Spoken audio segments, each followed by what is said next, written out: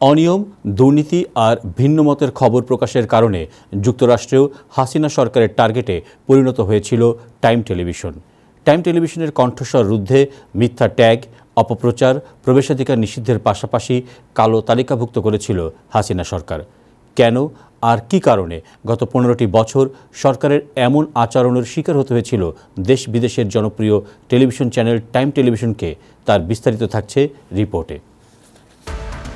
বাংলাদেশের সাবেক স্বাস্থ্যমন্ত্রী মোহাম্মদ নাসিমের ছেলে তমাল মনসুরের $মিলিয়ন সম্পদের উৎস কি শিরোনামে 6 বছর আগে 2018 সালে সংবাদ প্রকাশ করেছিল নিউ ইয়র্কের জনপ্রিয় টেলিভিশন চ্যানেল টাইম টেলিভিশন।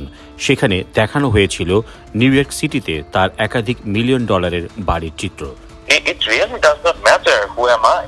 এই নিউজের প্রেক্ষাপট এবং সংবাদ প্রচার পরবর্তী হাসিনা সরকারের তাৎক্ষণিক প্রতিক্রিয়ার কথা জানিয়েছেন টাইম টেলিভিশনের সিইও আবু তাহের। আমাদেরকে অনেক কিছু করা হয়েছে। একবার আমরা একটা ইন্টারভিউ করেছিলাম এবং ইন্টারভিউটা আমি তখন বলেছিলাম, তখন আওয়ামী লীগের পক্ষ থেকে আমাদেরকে অনেক চাপ সৃষ্টি করা হয়েছিল। আমরা তাদের সবাইকে বলেছিলাম যে ওকে, ইন্টারভিউ আমরা জার্নালিজম করি, ইন্টারভিউটা দেখেন whether you are promoting someone or আমরা ইনফরমেশন বের করার চেষ্টা করেছি। ইন্টারভিউ তো দুই ধরনের হয়। একটা হচ্ছে আপনি ইন্টারভিউতে বোঝা যায় যে আপনি কাউকে প্রমোট করার জন্য এটা করছেন না রিয়েলি ইনফরমেশন বের করার জন্য আপনি করছেন। তো আমি ইন্টারভিউটা আমি নিজে করেছিলাম। আমি বললাম যে ওকে, এই ইন্টারভিউর মধ্যে আপনারা একটা ওয়ার্ড, একটা প্রশ্ন বাইর করেন যে প্রশ্নের মধ্যে সাংবাদিকতার বাইরে তাকে প্রমোট করার কোনো প্রয়াস আছে কেউ প্রমাণ করতে পারেনি। কিন্তু তারা এটা নিয়ে বিভিন্ন ধরনের শুরু করলো। একই বছরে দেশ থেকে বাধ্য হওয়া সাবেক প্রধান বিচারপতি এস.কে. সিনহার এক্সক্লুসিভ সাক্ষাৎকার প্রচার করে টাইম টেলিভিশন। সেখানে এস.কে. সিনহা সবিস্তারে বর্ণনা করেছিলেন কিভাবে এবং কেন দেশ ত্যাগে বাধ্য হয়েছিলেন তিনি।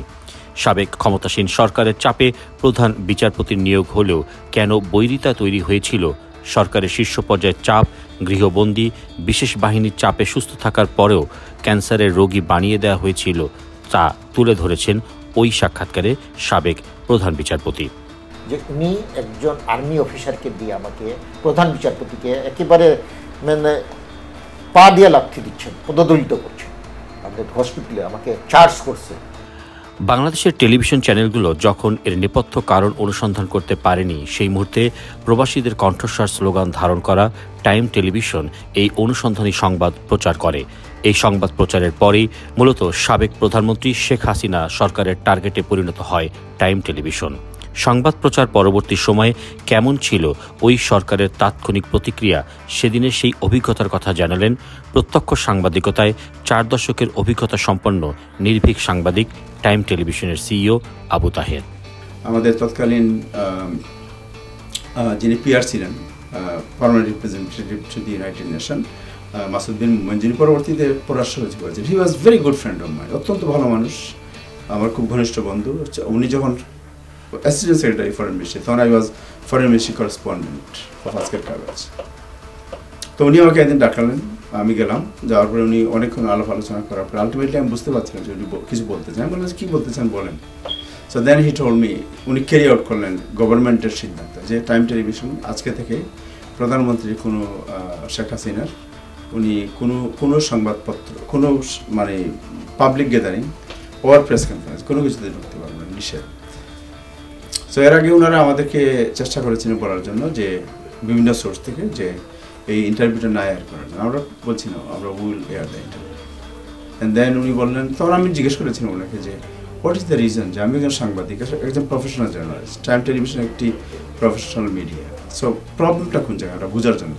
তো উনি বললেন যে আসলে হয়েছে কি যে ইটস এ কনসেপ্ট, একটা কনসেপ্ট ওনার ক্রিয়েট হয়ে গেছে যেভাবে হোক, যে আপনার মিডিয়া এবং আপনি দুজনই আপনার সরকার।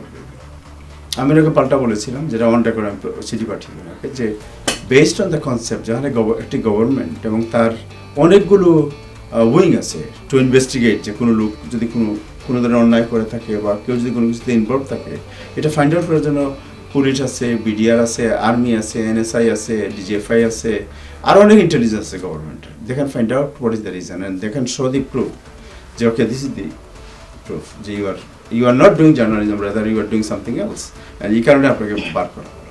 উনি বললেন যে এটা আমার পক্ষে বলা কিছু সম্ভব না। বাংলাদেশে গত 15টি বছর বাক স্বাধীনতার পাশাপাশি মুক্ত সাংবাদিকতার চর্চা রুদ্ধ করা হয়েছিল।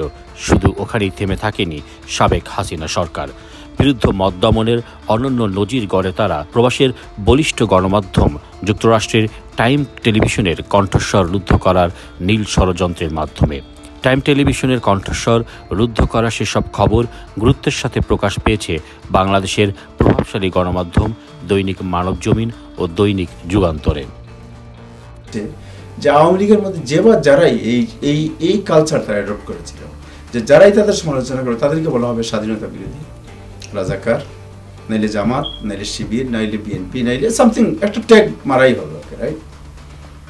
বা মৌলবাদী বা সন্ত্রাসী, এই ধরনের একটা কমন কতগুলো ট্যাগ ছিল এগুলো করা, রাইট? এবং এটা করে কি আপনি ক্ষমতায় থাকতে পেরেছেন? আপনি পারেন। আজকের যে বৈষম্য বলা হয়, বৈষম্য বিরোধী আন্দোলন, ওই সময় that was A part of discrimination, যে আমাদেরকে we were victim of discrimination, যে আমাদেরকে ডিসক্রিমিনেট করা হয়েছিল, যে আপনি সরকারের তেল মারতে হবে, না হলে আপনি আর জায়গা পাচ্ছেন।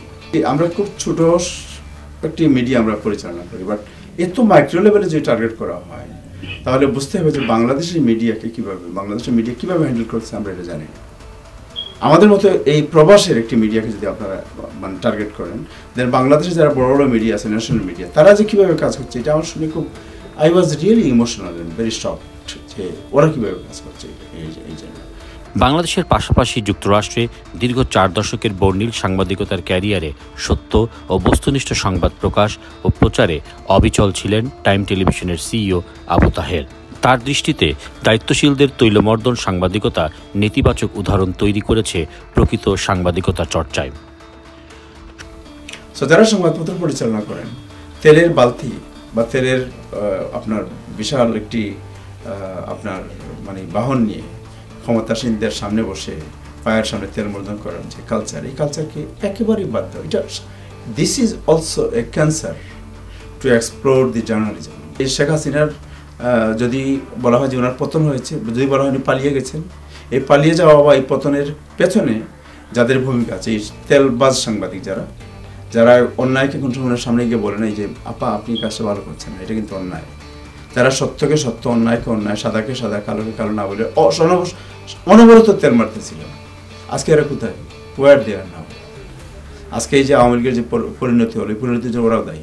সত্যিকারের মুক্ত গণমাধ্যম চর্চার এখনই উত্তম সময় বলে এক্ষেত্রে কিছু করণীয় সুপারিশ তুলে ধরেছেন তিনি। আমি যদি অন্যায় বলি, আমি যদি দেশের প্রধানমন্ত্রী, আমি অন্যায় বললে পুলিশ যেন বলতে পারে যে আপনার এই কথা বলতে পারে, আপনার এই কথা মানতে পারেন, বিকজ আমার গাইডেন্সের মধ্যে এটা নাই, আইনের মধ্যে এটা নেই।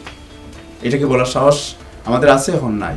তাহলে এখন এই কালচারটা আমাদের এই সুযোগ আসছে, এটা চালু করতে হবে।